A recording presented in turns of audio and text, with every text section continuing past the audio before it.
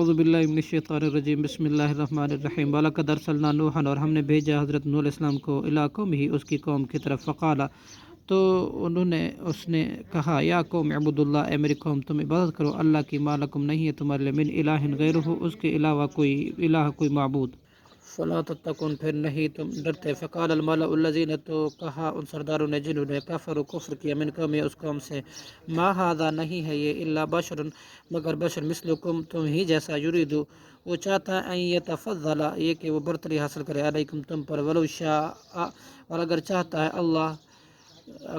اللہ لا انزل الملائکۃ تو البتہ نازل کرتا فرشتے ما سمعنا نہیں ہم نے سنی بہذا یہ توحید کی بات بشر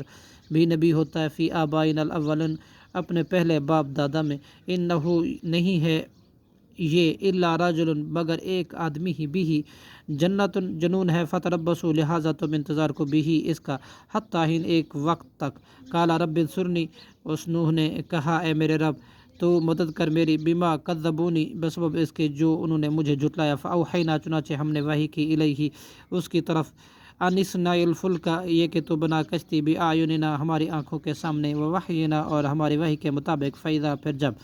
جاء آیا امرنا ہمارا حکم وفارت تنور اور ابل پڑے تنور فسلک تو داخل سوار کر فیہا اس کشتی میں من کل ہر قسم سے زوجین جوڑے ہر نر اور مادہ سنتین دونوں وَأَهْلَكَ اور اپنے گھر والوں کو الا من سبق سوائے اس کے جو پہلے گزر چکا علیہ القول اس بابت اللہ کا حکم منہم ان میں سے وَلَا تُخَاطِبْنِي اور نہ بات کرنا مجھ سے فی الذین ان لوگوں کے بارے میں ظالموا جنہوں نے ظلم کیا انہم مغرقون البتہ وہ سب ڈوبے جائیں گے فَإِذَا اسْتَوَيْتَ چنانچہ جب ہم پورے طور پر بیٹھ جائیں انت ومعک اور تو اور وہ جو تیرے ساتھ ہیں علی الفلک کی کشتی پر فقل تو کہہ دے الحمدللہ الذی تمام تعریفیں اللہ کے لیے نجانا جس نے نجات دی من القوم الظالمین ظالم قوم سے وقل اور تو کہہ رب انزلنی اے ہمارے رب تو اتار مجھے